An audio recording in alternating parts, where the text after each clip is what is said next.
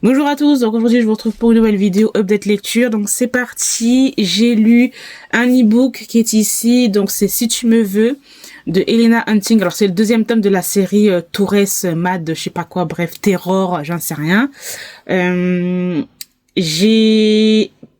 Franchement, j'ai pas aimé, franchement c'était d'une beaufitude pas possible. Non, après c'est moi, c'est mon avis, hein. C'est de la romance, donc on va pas, c'est pas non plus un truc extraordinaire, n'est-ce pas? Donc on est sur des joueurs de hockey, un personnage féminin qui est en crush sur le meilleur ami de son père. Donc on a de l'âge gap, voilà, une différence d'âge, et voilà. Donc, nous avons ces deux personnages-là. Le personnage masculin, je sais même plus son nom, donc c'est pour ça que je passe assez rapidement sur ça, va retrouver cette jeune femme dans une position un peu, voilà. Et bon, les deux vont commencer à avoir leur relation. Il va y avoir, ah non, je peux pas, t'es la fille de mon père, t'es la fille de mon meilleur ami, t'es trop jeune, je peux pas. Elle a 20 ans, je crois, et lui, il a 33 ans, un truc dans le genre. Et ça va être que ça tout au long du livre. Mais en même temps, il y a une petite tension parce que les deux, voilà quoi. Bon, relation un peu quand même basée sur le sexe, donc bon, j'ai envie de vous dire non merci. Et bon, voilà, c'est que ça. Ah non, je veux pas. Ah non, oui, ah non, je veux pas. Ah bon, écoute, c'est bon, ça va 2 secondes en fait pendant tout le livre. Le truc, il dure quand même 600 pages. Non, c'est trop long, c'est trop long, c'est trop long. J'ai dit, j'ai perdu mon temps. J'aurais dû lire une petite fantaisie, là, une romantaisie tranquille, parce que là, franchement, quand j'y repense, ça me saoule. Parce que comment tu peux faire une histoire avec 600 pages de « Ah, t'es la fille de mon meilleur ami ». Mais tu m'attires quand même. Non, mais c'est pas grave. Viens, on continue à faire notre relation. Non, mais t'es la fille. Bon, je t'embrasse quand même. Mais sinon, non, je peux pas quand même. Et ça va 2 secondes. Et puis, entre temps, t'as soi-disant leur quad, enfin, leur histoire d'amis, là, de fêtes, oh, vas-y, ça m'a gavé. Franchement, je me dis, oh, non, j'ai pas, en fait, parce que j'avais vu des petits, je me suis dit voilà, il y a un petit âge gay, puis un petit truc, voilà, pourquoi pas. Je me dis mon Dieu, heureusement que je l'ai pas acheté en livre, hein, parce que mon Dieu. Bref, passons. Ensuite, j'ai lu Le Prisonnier de G.T. Giesinger chez Eden Éditions. Et ben ça, je l'ai quand même pas mal aimé. C'était intéressant parce qu'il y a un petit plot twist, je m'attendais pas. Alors, on est sur de la dark romance. Et au final, on est aussi sur de la fantasy, sur quelque chose de fantastique. Et c'est ça le plot twist de l'histoire. Franchement, intéressant parce que le résumé, en gros, c'est une jeune femme qui va devenir veuve. Elle va se retrouver à s'occuper d'une grande maison qui a été rénovée et qui doit continuer à être rénovée parce que c'est, voilà, vous savez, les vieilles maisons qui ont dû cacher, mais il y a toujours quelque chose à réparer toutes les 2 secondes. Elle va se retrouver seule là-dedans et elle va retrouver une lettre. Cette lettre, il y a quelqu'un qui dit oui, voilà, je te vois, ou je sais plus quoi, je sais plus c'est quoi encore exactement, mais il y a un truc ouais, je t'attendrai éternellement s'il le faut.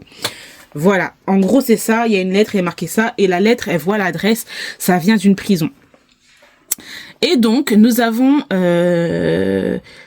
ce personnage-là qui est dans une prison et qui va lui envoyer régulièrement des lettres. Voilà. Et elle va continuer à faire l'échange jusqu'au jour où elle va se retrouver avec quelqu'un au pied de sa porte. Voilà. En gros, c'est ça le résumé. Et franchement, je m'attendais pas. Je pensais que ça allait être vraiment juste un truc comme ça. On va sur du stalking, etc. Et on a un côté fantastique et un petit peu mindfuck, j'ai envie de dire. À la fin, quand il y a des révélations, franchement, c'est vraiment un petit plot twist qui est pas mal original. Je m'attendais pas à ça. Donc, franchement, je pense que je vais garder ce petit tome-là parce que je pensais pas que j'allais aimer autant. Donc, vraiment intéressant. Voilà. Ensuite, j'ai lu Fucking Sweet, le 3e tome de la série. Je sais plus c'est quoi la série exactement. C'est quoi la série là? Toc, toc, toc, je sais pas. Bon, bref, on s'en fout, peut-être. Peut-être. Ça va me perdre du temps, voilà. Ah, les Rays de Jacksonville, voilà. On est sur du hockey sur glace. Le tome 1, j'avais adoré. Le tome 2, j'avais bien aimé, mais c'était pas... Voilà. Et tome 3, j'ai encore plus adoré. On est sur du harem inversé. Donc, une femme, 2 hommes. On est avec Poppy. Poppy qui est, en gros, c'est elle la directrice de tout ce qui est communication dans l'équipe de hockey des Jacksonville. Et elle va se retrouver à avoir une relation entre 2 joueurs de hockey qui sont complètement différents. Donc nous avons Lucas Novico, je sais pas quoi là. Et ouais, Lucas Novikov, qui est un peu trop extraverti, un peu trop too much, un peu trop sur le border, voilà. Toujours le gars qui fait rire tout le monde, toujours le gars qui fait des blagues, toujours le gars, voilà. En gros. Mais c'est un gars qui a été abandonné, qui a été élevé par son grand-père qui déjà d'ailleurs le frappait. Donc voilà, vous voyez déjà le background du gars. Donc voilà pourquoi il est comme ça, mais en même temps, voilà, il a pas envie de s'attacher, mais en même temps, voilà. Et nous avons Colton Morrow, le deuxième hockeyeur, qui lui fait partie d'une famille afro-américaine qui est plus droit. Voilà, c'est vraiment le contraire les deux là. Contraste de ouf. Qui est beaucoup plus droit, qui voilà a une famille aimante, et en fait lui il est vraiment du style moi je m'engage mais c'est jusqu'à pour la vie en gros. Et nous avons ces 3 personnages là. Et Poppy, n'oublions pas Poppy, elle qui vient d'une famille riche, vraiment les familles un peu traditionnelles américaines, et elle aussi, c'est quelqu'un qui se laisse pas non plus marcher, mais avec ses parents. Voilà, il y a aussi un background. Donc tous les 3, ah oui, j'ai oublié de dire Colton, lui, il a une maladie quand même cardiaque. Donc bref, voilà. Ils ont tous quand même un petit background, tous un petit truc, et ces 3-là vont avoir une relation. Voilà. Et il va y avoir un bébé. Qui va être le père des 2 enfants? Qui va être le père de l'enfant? Voilà. Mais en fait, dans ce livre-là, la relation est tellement saine. Il y a même pas histoire de qui est le père de l'enfant, qui est pas le père de l'enfant. C'est vrai que c'est une relation polyamoureuse. Donc, c'est quelque chose qui n'est pas très... Voilà, c'est pas quelque chose qu'on voit tout le temps, où voilà, les gens se disent mais qu'est-ce que c'est que ce genre de couple, c'est quoi? Bref. Et en fait, ils se sont vite mis en couple, en fait, les 3 comment dire ça? Il y a une bonne dynamique, mais en même temps, ils se complètent les uns les autres. Alors, nous sommes sur une relation MM, MMF, FM, MFMM, bref, voilà, il y a toutes les combinaisons que vous voulez avec les 3 là. Des scènes hyper spicy, mais vraiment. Spicy plus. Et franchement, j'ai adoré, il y a des moments trop drôles. Non, franchement, on n'a pas, moi, les harems, les trucs là d'harem, là, moi, j'aime pas ça. Mais franchement, cette autrice, elle arrive à faire de ce harem, de cette relation de 3, un truc hyper sain. Alors, j'ai lu d'autres romances un peu spicy où tu sentais que c'était un peu, voilà, c'est pas, d'ailleurs, je vais vous parler d'un autre truc là qui arrive là, après ça, je vais vous parler de ça. Là, c'est sain, en fait. La relation est hyper saine. Les 2 personnages, quand même, c'est des green flags. Ils vont tout faire pour que Poppy soit bien, etc. Franchement, j'ai adoré. Et j'ai hâte de lire la suite. Alors, j'espère qu'ils vont traduire la suite qui va être sur 2 hockeyeurs cette fois-ci. De ce que j'ai compris, ça va être sur un joueur de hockey et un kiné. et ils vont se marier, de ce que j'ai compris, et il va y avoir aussi un enfant qui va être adopté. Enfin bref, j'ai quand même hâte de voir. Tu vois, c'est vraiment des couples pas qu'on voit pas tout le temps dans les romans. C'est intéressant et c'est bien et c'est voilà, c'était super divertissant, j'ai adoré et voilà. Maintenant, j'ai lu Sick Boy de Clarissa Wilde, Secret Society. Nous sommes encore sur du harem inversé. Nous sommes avec une femme et 3 hommes. Tout à l'heure, là, avec Fucking Sweet, je vous disais que c'était hyper sain. Là, la relation n'est pas saine du tout. Déjà, on est sur à peine l'entrée, là. La page, 1 page, 2 pages. My God. C'est, on dirait que c'est utiliser, le vocabulaire est utilisé exprès, hyper vulgaire. C'est assez crade, en plus, et c'est, comment dire ça? C'est pas sain. Voilà, là, on est sur du malsain. Alors que là-bas, on est sur une relation saine. Tu sens pas que c'est ya quoi. Là, c'est caca.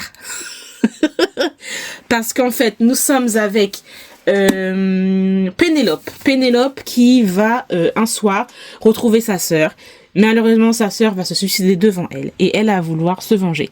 Nous sommes avec des fraternités dans une université avec que des riches. Voilà. Et elle va rentrer dans cette université et surtout, comment ils s'appellent? C'est quoi leur truc là? Voilà, la fraternité du crâne et du serpent. My gosh. Je pense qu'en anglais c'est un peu plus stylé, mais bon. Et donc cette fraternité, c'est là où nous avons Pénélope qui a eu en fait le journal de sa sœur. Enfin, sa sœur en tout cas lui a laissé ce journal et en fait elle parle de 3 garçons qui font partie de la fraternité du crâne et du serpent, je crois. Voilà. Et nous avons Félix qui est le leader avec d'autres personnes.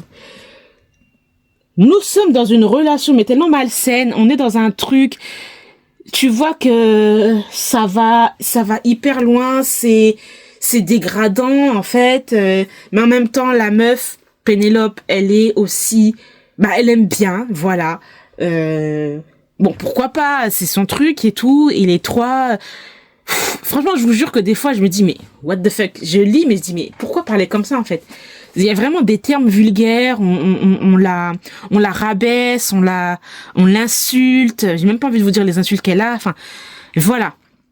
Il y a pas de, ça y va, voilà. Dans les Zen Spicy, ça y va et c'est v'là vulgaire, c'est v'là cracra, bref. Et en fait, on est dans une université, mais on se rend compte que cette université, il y a plusieurs fraternités. Et en fait, ces fraternités, ce ne sont pas des fraternités tout à fait normales, puisqu'on est qu'avec des enfants, en fait, des enfants qui font partie de familles, de gangs, on va dire, entre guillemets, voilà. On a des enfants de flics ripoux, on a des enfants de personnes qui font des trafics d'armes, des trafics humains, enfin voilà. En gros, c'est caché par fraternité, etc. Mais en fin de compte, la fraternité, ce sont des gangs, voilà. Et en gros, Pénélope, elle va se retrouver là-dedans. Et ce que j'ai quand même trouvé c'est un peu exagéré, c'est que oui, vous pouvez faire des scènes olé olé, blablabla, mais s'il vous plaît, Pénélope, elle était venue pour quelque chose, c'est-à-dire retrouver celui qui a poussé sa sœur au suicide. Et j'ai trouvé que c'était vraiment au 3e, 4e, 5e, 6e plan. Même si il y a des moments où voilà, mais l'enquête, voilà, c'était pas vraiment, j'ai l'impression, le thème principal du truc. C'était plus allez, let's go, des relations à 4, balabala, toutes les positions blocoto, et puis voilà. Donc bon, après bon, j'ai quand même bien aimé, le fait est que c'est ça que j'ai bien aimé, c'est que on n'est pas dans une université tout à fait normale. Et je crois que le 2e tome et 3e tome, c'est avec d'autres personnages de d'autres fraternités. Donc ces personnages-là, c'est pas des fraternités tout à fait normales. Et c'est ça que j'ai bien aimé en fait. Après, les scènes spicy, je veux bien 2-3, mais là, quand ça dure 10-15 pages, personnellement, j'ai passé, voilà. c'est... Ouais, c'est pas pour tout le monde. Franchement, ça, la Sick Boy, ça, je le recommanderais pas du tout. À part aux expertes de Dark Romance, ok, allez-y, les yeux fermés. Mais alors, les gens qui veulent commencer, pas ça du tout. Hein. C'est trop choquant. Même moi, j'ai un esprit ouvert, mais my gosh. Même elle, hein, même l'auteur, hein. Hey, elle a dit, hein, il faut pas... Heureusement, hein, les avertissements et tout, etc. Il y a un peu trop de trucs là. Après, là, moi, je vais vous montrer. Hein, après, voilà ce qu'elle met pour les trigger warnings. Voilà, c'est beautiful, hein. Donc voilà. Mais bon, j'ai quand même bien aimé. Mis à part le fait est que nous avons des scènes bracata, trop de scènes olé et très cracra. Mis à part ça, j'aime bien les histoires de Secret Society là. Ça, j'ai bien aimé. Donc voilà, je lirai le tome 2, je pense. Ouais, mais à voir. À voir. Voilà, donc j'ai terminé pour mon lecture manga. Ouais, c'était vraiment un bon lecture manga, n'est-ce pas? D'être lecture. J'espère que cette vidéo vous aura plu. Je vous remercie de l'avoir regardé et je vous retrouve très bientôt. Bye!